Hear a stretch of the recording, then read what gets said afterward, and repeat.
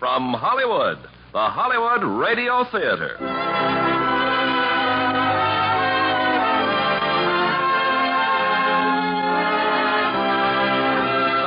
June Allison in The Girl in White with Steve Forrest. Ladies and gentlemen, your producer, Mr. Irving Cummings.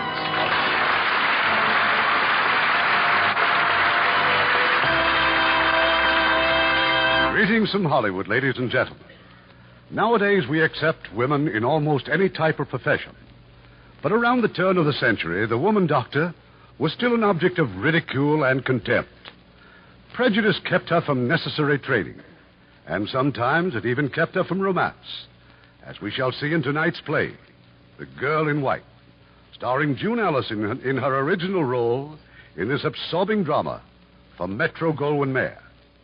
Now, The Girl in White, starring June Allison as Emily Dunning, with Steve Forrest as Ben Barringer.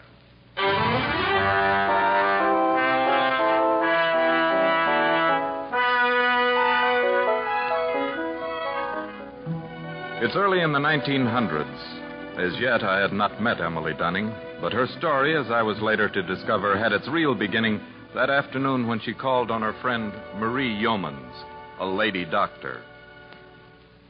Well, Emily, I'm afraid you're as healthy a specimen as I ever examined.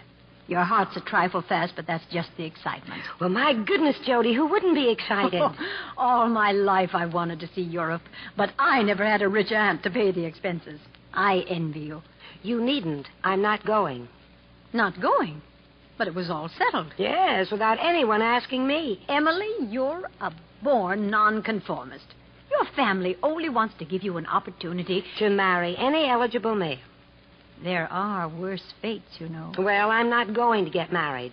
I'm going to be a doctor. I want to be like you. But we've talked this over so many times. No, I know, but this time it isn't talk. I've applied at Cornell. That's why I wanted this checkup. Your mother know about it? Not yet. Where are you going to get the money? Father's insurance. There's enough left to put me through. You really mean it? Yes, I do, Yodi. You did it, and you're a doctor. I'm not so sure I'd be a doctor if I had to start all over again. You go through college, through medical school. The others become interns, but you don't get that training because the city hospitals won't take a woman. To the medical profession and the public, you're nothing more than a glorified midwife privileged to write MD after your name. But look what you've done. Yes, look.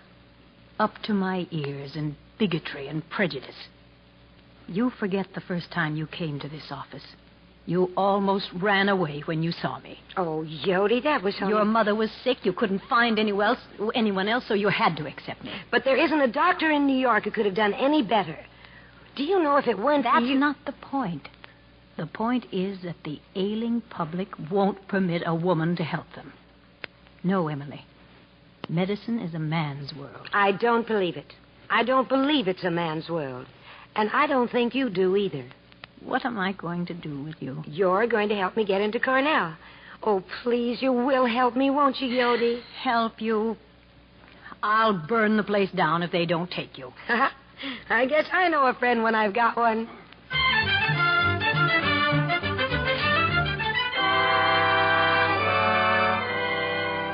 And so Emily went to Cornell. No one took her very seriously, of course. But as long as her grades were good, there wasn't much they could do about it.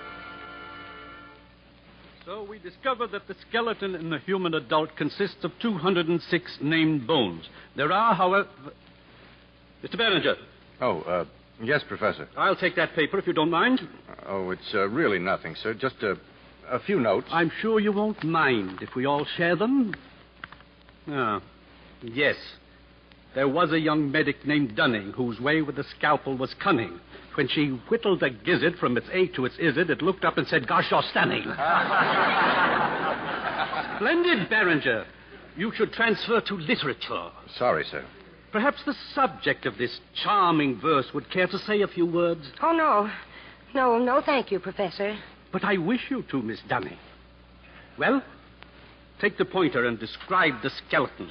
Yes, sir. Frontal, parietal, temporal, mandible, maxilla, nasal, the acromion, coracoid, glenoid cavity. Mr. Barringer seems unhappy. I hate to contradict the lady, sir, but it's called the coracoid process. coracoid process. Bicipital groove, humerus, coronoid fossa. Mr. Berenger? She skipped the deltoid tuberosity. Thank you. Deltoid tuberosity. Humerus, coronoid fossa. First radio fossa. Oh, radio fossa. Mr. Barringer is just trying to heckle me. As for the bones of the skeleton, I know them backwards. Try learning them frontwards, Miss Dunning. It may help. Yes, sir. As I've said many times before, I don't know what you're doing here. But since you are here, you will neither distract, dream, or discompose. But all or interrupt. Do we understand each other, Miss Dunning? Yes, sir. Thank you, sir.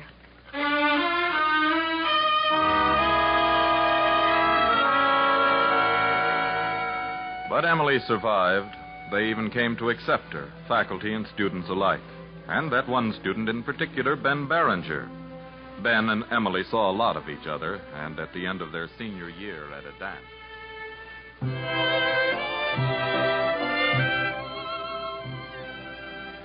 5 more days and you'll be Emily Dunning, Bachelor of Science. You going to miss me? How can I tell when you're still here? Want to dance? Oh, no, not especially. Good. We'll sit out here then. Your wrist, please. My wrist? Oh, the bones of the hand are divided into 3 parts. The carpus, or wrist bones. The metacarpus, or bones of the palm. And the phalanges, or bones of the digits. The carpal bones are 8 in number, namely... Quiet, please. I'm taking your pulse. It's very interesting. One of the things I've wanted most in my life is to have an interesting pulse. I'm now going to try a practical experiment. I'm going to ask you a series of questions and attempt to deduce from your answers by pulse acceleration. I'm always intrigued by research, Doctor. Now then, have you ever been in prison? You ever burned down an orphanage? Well, so far, you're obviously innocent. No more questions? Just one. Only there's a million ways to ask it, and I've only thought of a couple of thousand. Em, your pulse is starting to accelerate. Is it, Ben? Will you marry me, Emily? You mean now? Now? Well, that might be rushing it a little. After all, we have to tell our families and get a ring and find a minister. It'll take at least 24 hours. Oh, Ben, be serious. Don't you think I'm serious? But we have years of study ahead of us. You'll be at Harvard and I'll be in New York. What kind of a marriage would that be? In a well-organized family, don't you think that one doctor's enough? The one thing I want more than anything in the world is to be a doctor. You should understand that, Ben. You feel the same way. I'm a man. Naturally, Well, what am I supposed to do? Throw away all the work I've done? Give up whatever ambitions I might have had? Would marrying me be such a sacrifice? Oh, no, Ben, that's not what I mean. Do you think I want to work all day and come home and find my wife's out on a house call? You just won't admit a woman can be a doctor. It's too tough, Emily. You'll never make it. You can't break down the barriers. Oh, I can't I? Well, you just wait. I'll show you. No, you won't, because I won't be here. Don't Ben. forgive me for intruding, but is this dance free, Emily? I mean, it isn't yours or anything, is it, Ben? No. As of right now, Emily's perfectly free.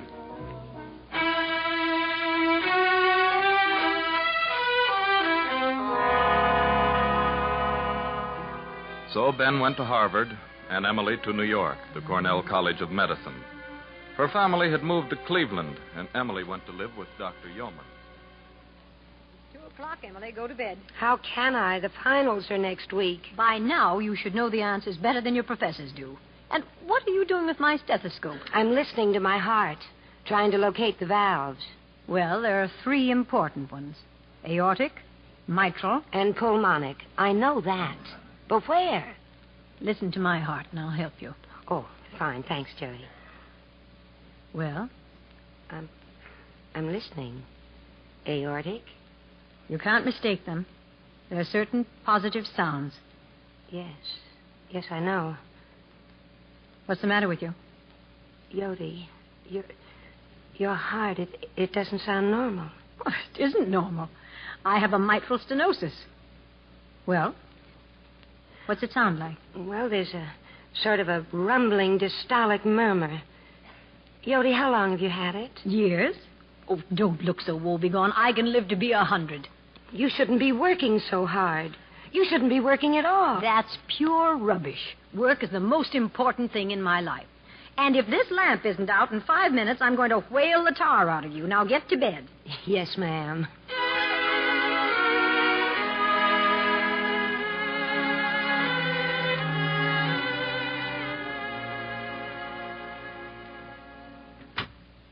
Yodi? Well, I'm back. Well? My record is now 100%. I have now been turned down by every city hospital in New York. You were right, Yodi. My diploma's nothing but a piece of paper on the wall. Don't be so tragic. I am not being tragic. We'll find a way. Well, what's the sense of taking competitive examinations if they won't let me compete? Do you know that I answered every question right? Well, almost everyone. So you're licked, huh? Who's licked? I'll just have to see more people and pull more strings. Here, look at this. He didn't even have the courage to see me. The nurse just handed me a note. Seth Pauling, medical director, Gouverneur Hospital. I won't stand for it, Yodi. I'm going back. I'll see that Dr. Pauling, and I'll tell him exactly what I think of him.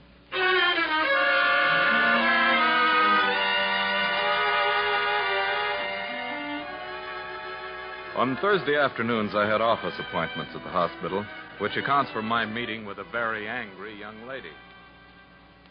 I'm Dunning, Dr. Pauling. Dr. Emily Dunning. Oh, yes. I'm sorry I had to use this maneuver pretending to be a patient. But you refused my request for an interview. Yes, I did. I could see no purpose in our meeting. You realize, of course, that I'm responsible for your failing to get an appointment only at Gouverneur. I was in the first third all the way through medical school. Do you think it's fair to deny me a chance to make use of what I've learned? I'm afraid I do. Oh, you do? For 3,000 years, medicine has restricted women to midwifery. Have you ever stopped to consider why? Yes. Fear of competition. Perhaps, but there are other reasons. Sheer biology, special considerations that have to be allowed for. Medicine is a profession based on science, and women have a tendency to confuse emotions with facts. Our hospital happens to be dependent upon public funds, and the patients are neither pioneering nor progressive. They just want to get well. And you think they wouldn't? We can't take the risks. I shall be glad to pay for this consultation. No, there's no charge. Just one personal observation. I think you're far too young and attractive to follow a profession as grim. And I think you're far too intolerant and bigoted to be a judge of that. Thank you, Doctor, for your time.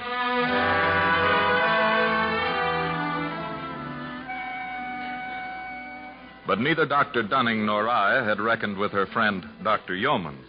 It was Dr. Yeomans who saw the commissioner of City Hospital. Out of 286 applicants, Commissioner, Dr. Dunning ranked third. Third? My goodness. A good many young men who finished far below her already have received appointments. This is awkward, Dr. Yeomans. Most awkward. I yes. know it is, Commissioner. And I've been thinking about your position. Why, if the newspapers were to hear about this gross injustice... Oh, yes, your newspapers, yes, indeed. But the problems involved, Doctor, the working with men at all hours of the night, do you think Miss Dunning... Dr. Dunning. Dr. Dunning, yes, Doctor, is capable of such an undertaking? Of course she's capable. Dear. But the appointments are all filled. In the spring, then? Yes, in the spring. That is, I'll try. At any rate, I'll try. Thank you, Commissioner. I knew you would.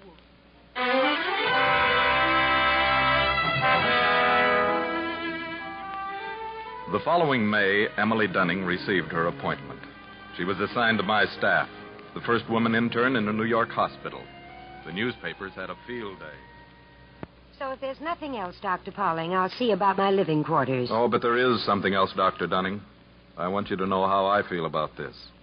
I'm still not entirely certain just how all this was managed, your being here. But I received orders, and orders have to be followed. Yes, sir. You can consider yourself a very distinguished person. You should keep a scrapbook of your press clippings, along with the case histories of your patients. I assure you I had nothing to do with that newspaper publicity. What the papers fail to indicate is that your appointment here is purely experimental.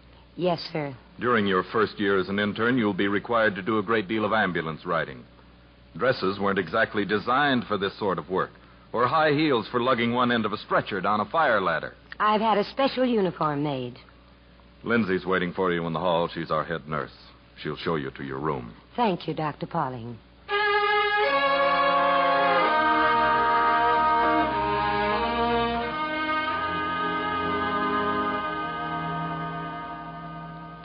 Well, this is it, Doctor. Sorry, but it's the only room left. It will do very nicely, Lindsay. Thank you. Be a little more homey with a few pictures and knickknacks. Oh, you won't be needing this, will you? What's that? Dr. Albert's razor strop. Oh, the bath across the hall. Across the hall? All the interns use it. Makes for quite a scramble in the morning. All the interns? Oh, yes. They all sleep on this floor. But that's improper. Where do the nurses... 2 blocks down and across the street. Oh. You'll have to be prepared for a few difficulties, Doctor. Yes, I suppose I will. Dr. Graham will assign you to duty, and dinner's at 5. Thank you.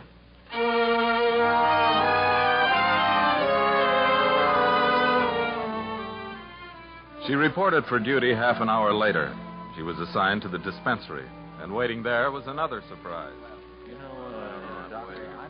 I'm Dr. Dunning. Dr. Graham told me... Emily. Ben! I had no idea you were here. I knew about you, of course, flashing yourself all over the newspapers. Well, Em, you certainly showed me just as you said you would. Oh, I'm awfully glad to see you, Ben. You could use a friend. Is that it? Oh, dear, do I even look scared? Tell me, what do the others think about me? You really want to know? Yes, I do. See this envelope? Inside there's a petition. To have me removed? Yes, but it never got past Pauling.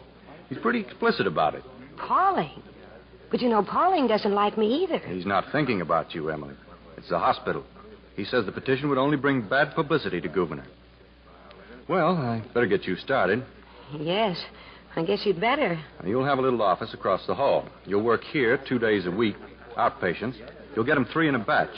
Well, what about the other doctors? You know, I've only met You'll Dr. meet them all at dinner. It may be rough, Em. You all right? Oh, yes, I'm all right. Good. Let's go.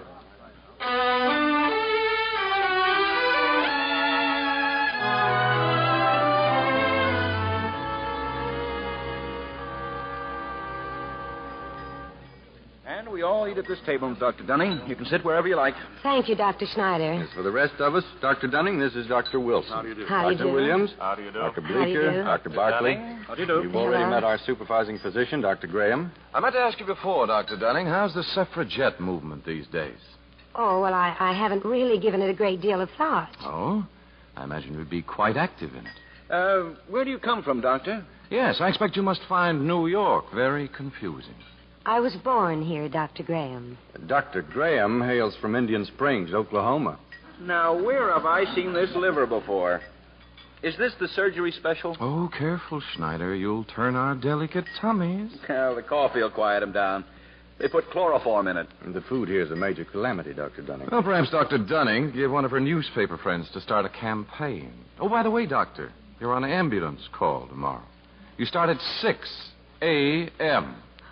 But I thought you told me I'd have it Tomorrow morning, 6 a.m. Oh. Emily, Yes? I guess no one said this to you yet. Said what? Welcome to Gouverneur. Thank you.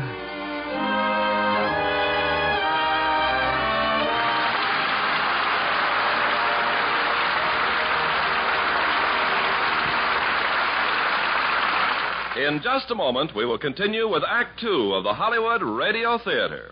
Make a friend, and you make an ally. There's a thought for you to keep in mind, as many another American has, like Leonard LaRue. On December 22nd, 1950, Hungnam, Korea was a dying city, and it wouldn't be long before the communist hordes would come down from the hills to wipe out what civilians were left. In the harbor lay an American freighter, the SS Meredith Victory, captained by 37-year-old Leonard LaRue. He was free to pull out any time he wished, but when American Army officers asked him to help evacuate some of the natives, he couldn't refuse. Ordinarily, the freighter had room for only 12 passengers in addition to her 46-man crew. Captain LaRue ignored that fact when he told his first mate to start loading Koreans aboard and let him know when the count reached 10,000. But he couldn't stop there. When he finally pulled out for Busan, there were 10,200 people aboard. At Busan, he found the city choked with more than 1 million refugees, so he had to sail on.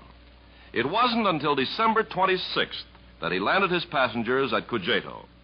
Those people will never forget Captain LaRue, and he will never forget the look of gratitude on their faces.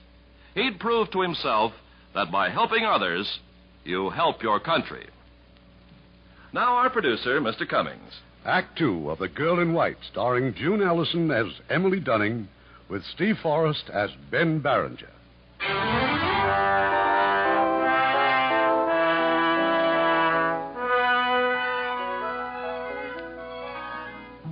Ambulance duty meant anything, from twins to a 3-alarm fire to a train wreck.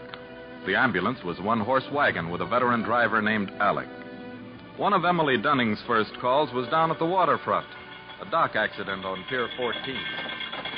Hang on, Doc. We'll be there in a minute. What kind of a case? I'm not sure, Doc. Some sailor on a tugboat had a nasty fall or something. Oh, well, for heaven's sake, be careful.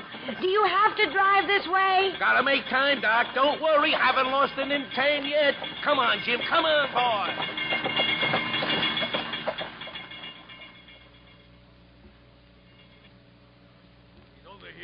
He's got a busted arm or something. You a doctor? Me? Well, where is the doctor? Right here. This lady is a doctor. Lady doctor, get off of this tugboat. You sent for an ambulance? I sure did, but I ain't gonna let you... Sue the city of New York. Meantime, get out of my way.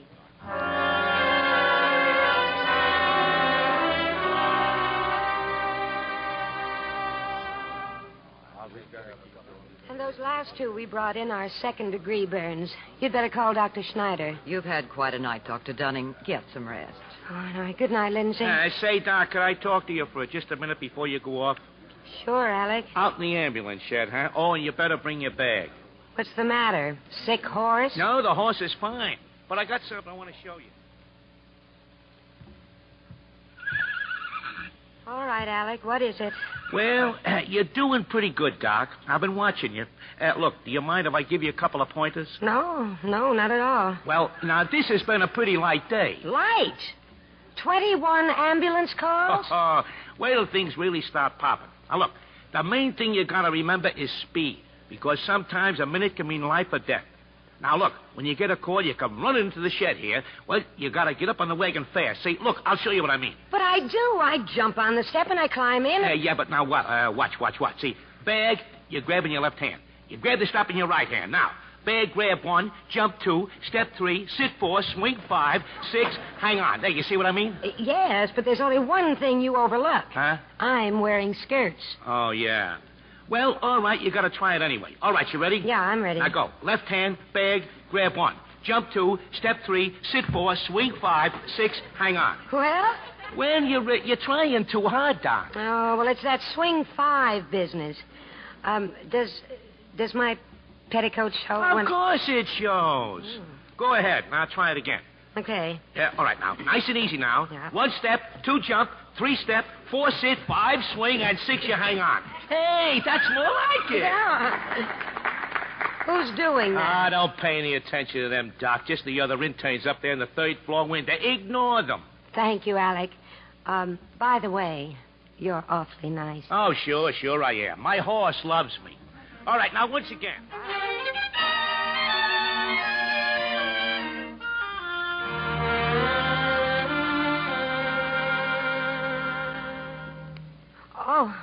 Oh, well, good evening, Dr. Pauling.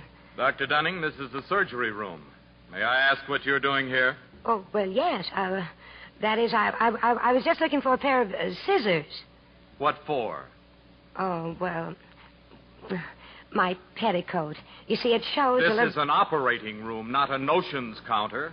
But all I was trying Good night, Dr. Dunning. You all right? Lindsay? Yes. What's the matter with Pauling? Oh, I've never been so embarrassed. I only wanted to cut off a little bit of my petticoat. He treated me like a half-wit.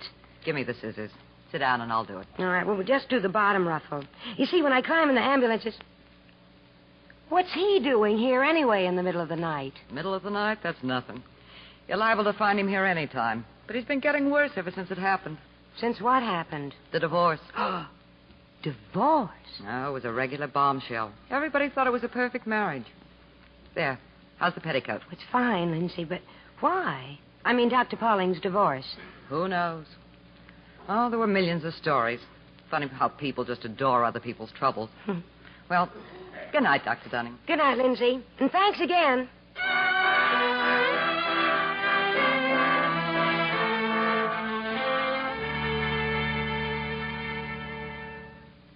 Ben? Can I come in? I saw the light in here, and Why aren't you getting some sleep? It's a conspiracy. Something's always stopping me from reaching the 3rd floor. What are you doing in the lab? Oh, playing with the guinea pigs. It's not an assignment, just something on my own. 2 groups of cages, huh? That's right. Half are minus, half are plus. The pluses don't look so good. They've got cancer. You see this? It's radium. The hospital got it last month. They've been working with it in Paris. But all they're sure of so far is that it destroys tissue. We've got 10 milligrams. Would you like to see it? Yes, I would. Now, let me get the tongs. It's a radioactive mineral. Atoms break up, shoot out rays. Alpha, beta, gamma. You can't see the radiations, but it'll make that glass bottle fluoresce. But turn down the lamp, and I'll show you. Now, that little capsule's sending out energy that's so concentrated it'd take 1,000 years before you'd notice any weakening in its power. Look at the bottle. It's glowing, Ben. Gosh, it's almost frightening. I can't sleep at night thinking about this stuff. Do you remember when you took the ammo nitrate in college? It almost killed you. I proved my point, didn't I? You haven't changed very much. I guess I haven't. But at least I know now what kind of a doctor I want to be. Not a general practitioner. Research. Well, I better get to work. Ben, that petition to have me removed, did everybody sign it? No. No, not everybody. Good night, Ben. Good night, Emily.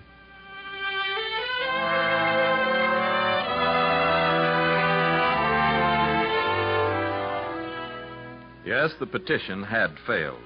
But there was nothing to prevent Dr. Dunning from resigning if, for example, her life at the hospital were made unbearable. Some of the doctors never stopped trying. Well, what's the matter, Bleecker? Don't you feel well? Splitting headache and tonight of all nights. Ambulance duty. Well, if you don't feel well, don't go. Post Dunning. She's been on all day. It's not exactly fair, is it? Nothing like a ride in the wagon to break down your resistance, eh, Graham? Just the right weather for it, too. It's pouring outside. If you'll pardon me, gentlemen, I'll pass the word to Dr. Dunning.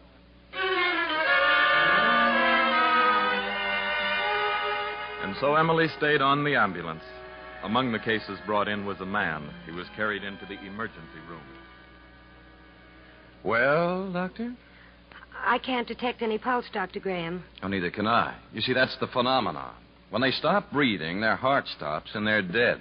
Well, yes, I know, but just a moment ago in the ambulance, couldn't we try artificial respiration? I understand your ambition to perform miracles, Dr. Dunning, but the rest of us have work to do. What's the case, Doctor? Well, we found him down on Mott Street in a coma. No wounds, no contusions, poisoning, chloral hydrate. You hear a heartbeat? I'm not sure. I think I do. Let's get him on the floor. Maybe you're right. Maybe with artificial respiration. We'll need help. Have you seen Dr. Barringer? He went out with Dr. Pauling, medical meeting. Then call the nurses' home. Maybe some of the girls are off duty. And, oh, Lindsay, hurry.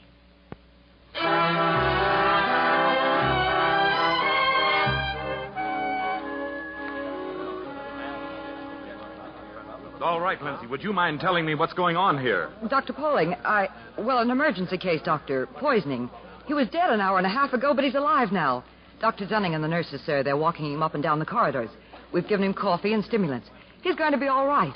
And what's a newspaper reporter doing in my office? Newspaper reporter? Someone telephoned the newspaper. He wants a statement from Dr. Dunning. He wants her photograph. Dr. Dunning, You don't have to shout, Dr. Pauling. would you please explain what a newspaper No. reporter is? No, I won't explain. I'm not going to explain anything to anybody. I'm sick and tired of constantly being called on the carpet, treated like a child. Do you think I like doing triple duty for men who'd give their right arms to get me out of here? Now, just a moment. Do you think it's pleasant to be shouted at every time I act on my own initiative? Well, I'm fed up with the whole thing, especially with you and your delusions of grandeur.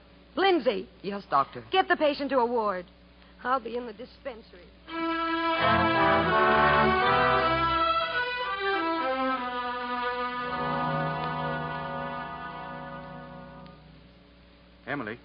Emily, Lindsay just told me what happened.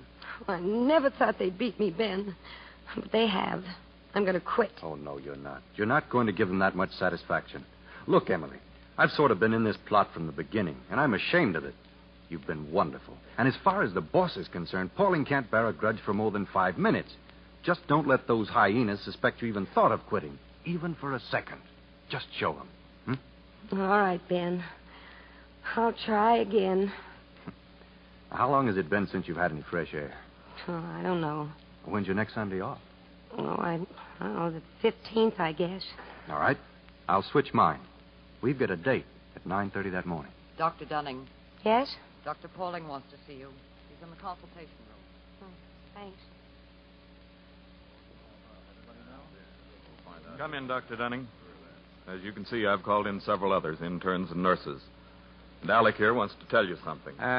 It was all my fault, Doc. I did it. I called a friend of mine on the newspaper. I'm sorry. I had no right to. That's all, Alec. Yes, sir.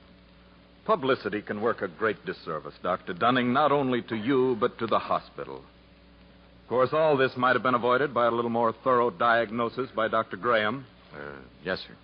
But I want Dr. Dunning to know that if I have any delusions, they're not about a hospital's most important function. All that really matters is that a life has been saved. I appreciate what you've done. Thank you, Dr. Pauling. And now, if the rest of you don't mind, I'd like to be alone with Dr. Graham here for about 20 minutes. From then on, Dr. Dunning found Gouverneur Hospital a little more pleasant. I caught myself taking more and more notice of her and of how much of her spare time she spent with Ben Barringer. Oh, I never knew that sun and sand and waves could be so wonderfully restful. Do something for me, Ben. Move the hospital to the seashore. Speaking of the hospital, you going to the party? What party? I haven't been invited. Next Sunday for Pauling. We're surprising him. His 3rd year as medical director. I wonder how he'll take it. Why? Well, last year his wife was with him. What was she like? Oh, very fashionable. Lots of poise, wonderful eyes. Nothing very real about her, though. She left him. Mm-hmm. As far as I know, he's never mentioned her again. Now, what about the party? I'm inviting you. Can I have the first dance? You'll probably get stuck with all of them. What are you going to wear? A dress. Why? I just want you to be beautiful. I want you to kill him. Then I'll carry a gun. Say, Ben, how are you doing with your research? You've been awfully quiet about it. Well, I've submitted a few reports, applied for a fellowship. Ben! Don't get all excited, Em. Hundreds apply. Where? Back at Harvard? No, in France, University of Paris. France? Oh, I see. You want to go to Paris? I want to learn about radium. Madame Curie's there. Oh. Good luck, Ben. Thanks, but I don't stand a chance.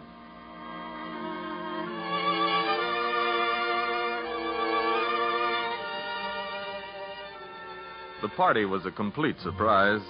They held it on the roof of the hospital. Music, Japanese lanterns, grenadine punch. I had no idea they'd go to so much bother. Our punch, Dr. Graham. Yes, with peculiar pathological effects for grenadine. You mean you're just beginning to realize that Dunning's a woman? Mm-hmm. Well, with Barringer around, who else stands a chance? Yeah, she's been dancing with Pauling. You might know she'd make a play for the boss. Had her hooks in him all evening. Hello, Emily. Dr. Pauling. Well, where have you been? Oh, just checking the ward. I thought you were never coming back. Is this dance promised? Not yet. May I? Certainly. It's a nice party, Ben. Very nice. I'm sorry about the first dance, Ben, but I couldn't very well refuse him. Oh, of course not. Certainly surprising seeing these nurses out of uniform for a change. They almost look human. Read any good books lately? You know, he'd never admit it, but I think he's just tickled to death with the party. Pauline? Uh-huh. Hard to know for sure what he thinks about anything. He's a very lonely man, isn't he?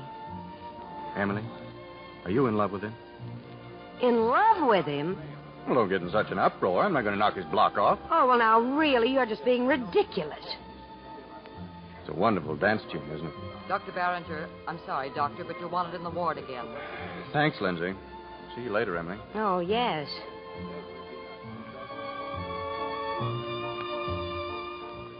Anything wrong? No, I just got angry. What about?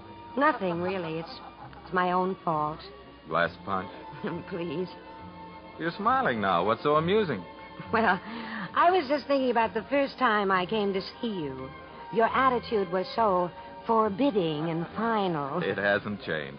Oh, you're still against me. Tonight, more than ever. Why? What have I done? Oh, your dress, for instance. You ought to wear things like that all the time. Well, thank you, but it's hardly practical for lugging a stretcher down a fire ladder. Oh, you're getting along very well, Emily. You have the one quality that most doctors would give anything to possess. I have? Mm-hmm. You just make people feel good so that they forget themselves, their troubles. Sometimes that means more than any medicine. Then you do think I should be a doctor? I don't know. All I know is that I'm Dr. Barringer. What's he looking so grim about? You're wanted, Dr. Pauling. Post-surgery ward, 2 cases of typhoid. Typhoid? Not so loud. You sure? I'm sure. Don't say anything about this to anyone yet. You'd better come with us, Emily. Oh, yes, of course I will.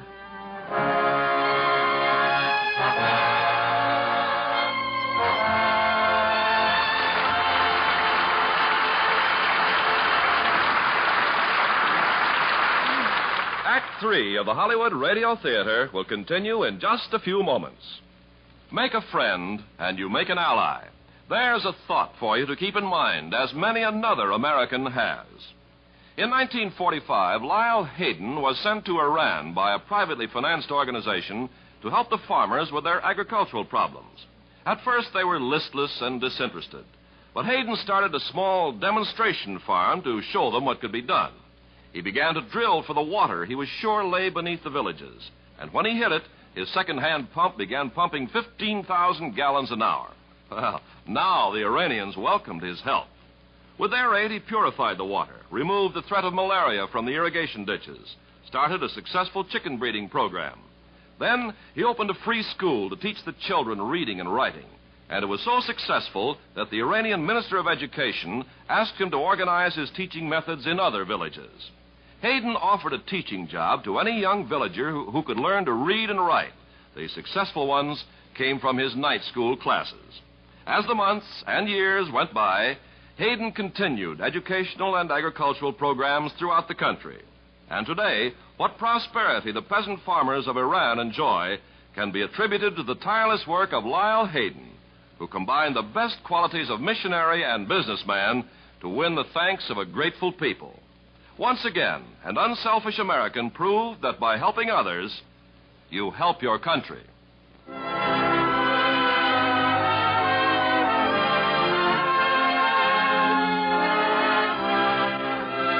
We pause now for station identification.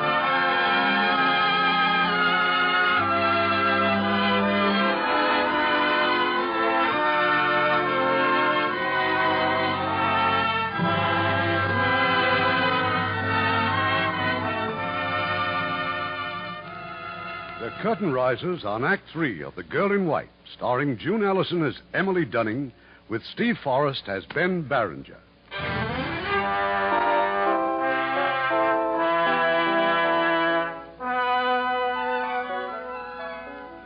The typhoid epidemic found us short of facilities, of rooms, of doctors, short of everything except the sick and dying.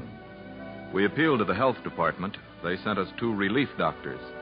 One of them was a woman. She arrived late at night. Yodi, what are you doing here? And at this hour? Hello, Emily. Dr. Pauling says I'm to share the room with you. You're going to help us? Hired hand. Temporary substitute on the scrub team. But they didn't tell me. I didn't know myself till tonight. They sent for you. Well, not exactly for me. But they need doctors, so I asked for it. Oh, good. Now, you take my bed, and tomorrow morning Don't be silly. Besides, I'm not going to bed for hours. Are you on duty? No, I just came off. How about some coffee? I'd love it. I've just met some of your fellow inmates. I think you're bringing it off, Emily. They like you. No, I can see you haven't met the supervising physician. Oh, Dr. Graham? No, not yet. Well, you wait here, Yodi. I'll go down and make some coffee. I won't be long. Is that you, Ben? Don't you ever get any sleep? Probably more than you do, sir. Just can't keep away from the lab, can you? How's it going? Slow, Dr. Pauling. Terribly slow. Discouraged, huh? Well, don't rush things, Ben. You'll be learning a great deal about radium if that European fellowship comes through. I'm not discouraged, Dr. Pauling. Just uncertain. You see, the fellowship has come through. The letter came today. They've accepted me. Well, congratulations. I'll wait, of course, until my term's finished here in May. Oh, it's a great opportunity, Ben. I could fix it so you could leave right away if you'd like. I'm not sure if I want to, sir. I haven't made up my mind yet. Oh, Ben, there are two kinds of people in the world. Those who follow their dreams and those who don't. I didn't. Your career is a pretty good case for a non-dreamer, sir. My biggest donation to medicine is a chunk of my nervous system. Being a doctor can be pretty exciting, but most of my time is spent in meetings, talking to trustees, explaining things to people who don't know, who don't understand, red tape, reports in triplicate, little irritations that pile up and smother me. But then every once in a while, something comes along to pull me out. Like learning a new technique, trying new drugs, watching somebody fight a thing through, watching them develop, progress. Particularly someone you respect and admire. Like Emily Dunning. What made you think of her? You're right, of course.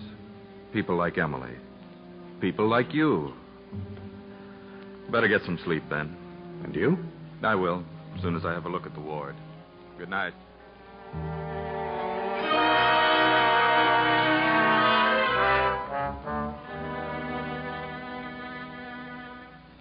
Ben? Oh, I thought so. Back with the guinea pigs. Hi. Would you like some fresh coffee? Thanks. I just made it for Dr. Yeomans.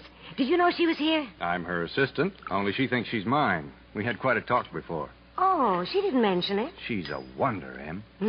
Wouldn't it be fun to take her out for supper sometime? Maybe next week if this typhoid ever eases up. I'd like to, but I don't think I'll be around. Why not? Well, I've been doing a little promoting lately. Finally managed to get my application approved. Look. Oh, dear. It's in French. With deep pleasure, we inform you that you have been awarded the Vignon Fellowship in Research at the University of Paris. And so forth. Oh. Well, that's wonderful, Ben. But it means you won't be here. 3,000 miles. I could hardly commute. It says something else, Emily. In case the applicant is married, extra allowance and living quarters will be provided. Emily, Ben, who's on surgery in the morning? You or Bleecker? Bleecker, I think. Pauling's got 7 operations scheduled. Now, how he ever keeps them straight... Oh, don't leave, Dr. Dunning. I'm just... Oh, no, I'm afraid I have to. Good night. You know, I wouldn't want to say this to anyone but you, Ben, but I'm beginning to like that girl.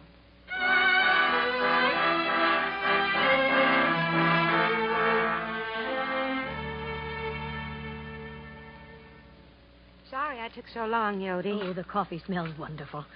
You know, I've always imagined what it would be like if I could get assigned to a hospital. After looking around here, I expect they're more comfortable in Sing Sing.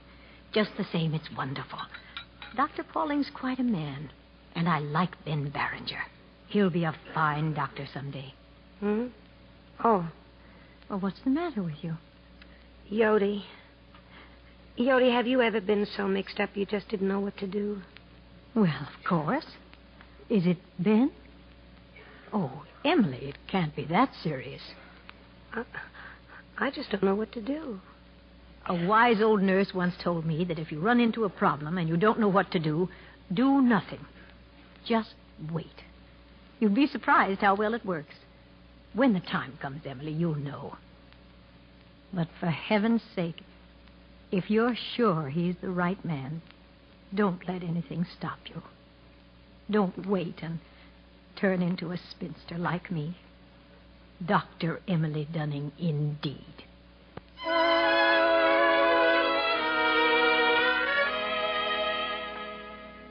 The epidemic was waning. 3 days passed without a single new case, and Ben Barringer made up his mind. He accepted my offer to leave at once for Paris. The staff said their goodbyes to Ben that night at dinner, and he went back to his ward for his last couple of hours. I'll bet you haven't even packed yet now, have you, Ben? No, there's still time, Dr. Yeomans. You go upstairs and get yourself ready. Just tell the desk I've taken over. How's the ward? All quiet. Then scoot. Are you sure you're all right, Dr. Yeomans? Of course I am. Why? Your color. You're pale. Oh, so are you. It's this hospital nightlife. Ben. Yes? I've been wondering about that Paris fellowship. Certainly happened fast, didn't it? Well, in a way, yes. Did you expedite it by any chance? Oh, Ben, aren't you giving up rather easily? Look, you've known Emily a lot longer than I have. Can't you tell? Tell what? That she's in love with Pauling. And there's no bigger chump than a fellow who doesn't know when he's not wanted. There's one worse. The noble type who stalks out. Oh, go on. Pack your trunk.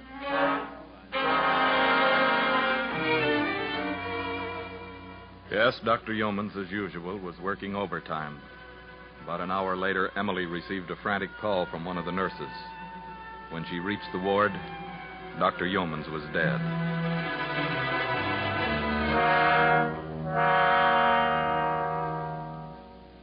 There's nothing you can do, Emily. Would you wait for me in my office? Yes. Yes, I'll wait. Dr. Dunning. Dr. Dunning. Oh, hello, Freddie. She isn't sick, is she? Dr. Yeomans hasn't caught typhoid. No, she isn't sick, Freddie. Just tired. I could tell. She was lifting me up on my pillow, and then her eyes kind of blinked. She went over to that chair and then fell asleep. Yes, dear, she just fell asleep. Look, she liked this picture I drew. I drew it for Dr. Yeomans. I'll keep it for her, Freddie. I'm sure she'd like to have it. Now you try and go to sleep. Good night, Dr. Dunning. Good night, Freddie.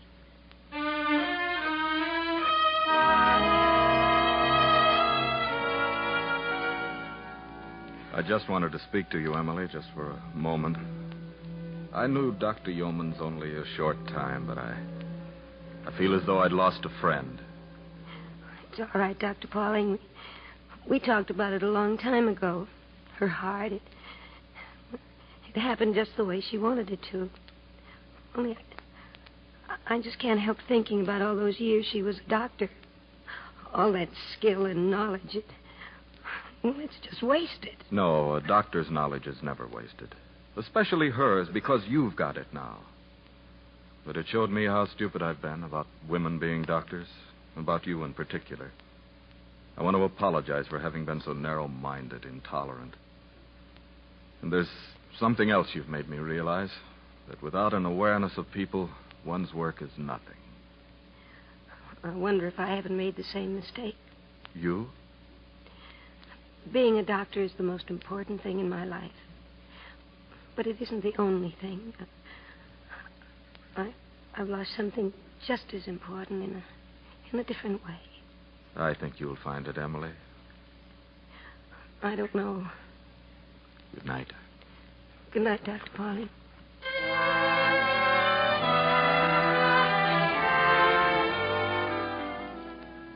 When she left my office, Ben was waiting for her in the hall. Emily, Ben. I've been looking all over for you. Anything wrong? No, Ben, nothing. What did Pauling want? Not that it's any of my business. Is that why you're here, Ben? To ask that? Oh, no. I'm sorry, Em. You leaving now? Yes. There's a cab waiting for me. Em, I just couldn't go without saying goodbye. I mean, I know we said goodbye in the dining room, but... You have your tickets and everything? Yes. Yes, I think I've got everything. Emily, please, may I kiss you goodbye? Oh, Ben. And you will write to me. Well, I'm not much of a letter writer, but I'll try. Say goodbye to Dr. Yeomans for me, will you? I guess she's still on duty. Yes. Yes, she is. You didn't leave too many things.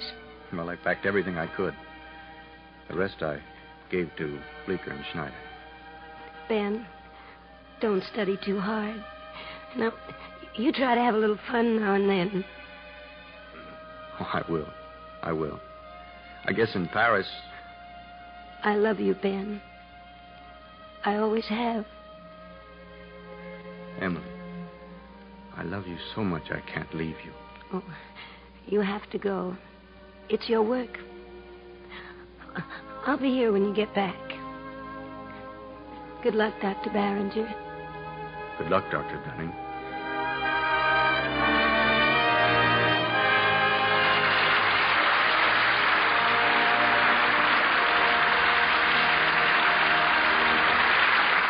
In a moment, our stars will return. But now here's Ken Carpenter. Ken? Captain John J. Degnan had never seen the French city of Royan except from the air. During World War II, our flying fortresses were forced to destroy it almost entirely. It was during a critical time, the Battle of the Bulge, and Royan was a key point in the German supply line. But after the war, Captain Degnan got a bunch of his friends together to help the people of Royan. Not long afterwards, 600 babies wore clothes collected by his group, as did more than 1,000 school children. These clothes, possibly, are still being worn by other children in Royan. Such acts by you and your friends today are shaping our world of tomorrow. Now, Mr. Cummings with our stars. And here's our lovely star, June Ellison and Steve Forrest, coming forward for a curtain call. June, how are the members of the Dick Powell family? We're all fine, Irving. Dick's very busy these days. He should be. Acting, directing, producing. Are you going to make a picture for him? Remains to be seen. Well, isn't that your latest picture for MGM, co-starring Van Johnson? Remains to be seen. I've already seen it. It's a wonderful comedy, June. You can not only see my latest picture, you can sing it. The theme song, that is. Oh, yes. It's MGM's new drama, Take the High Ground.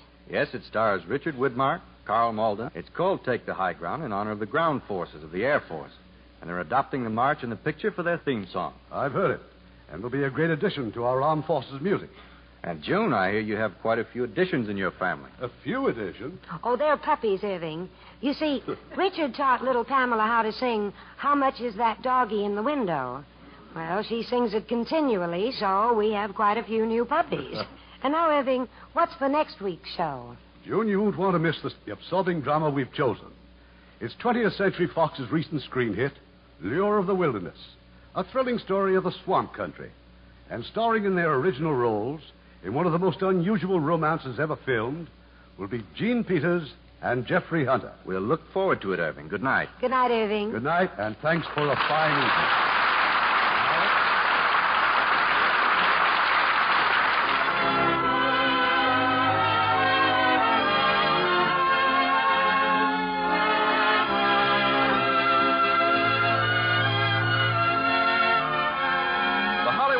Theater is produced by Mr. Irving Cummings. Our orchestra is under the direction of Rudy Schrager.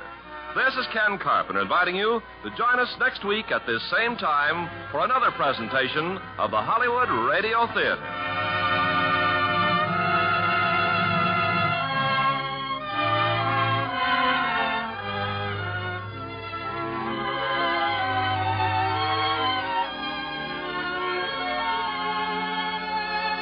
Hollywood Radio Theater is a presentation of the United States Armed Forces Radio Service.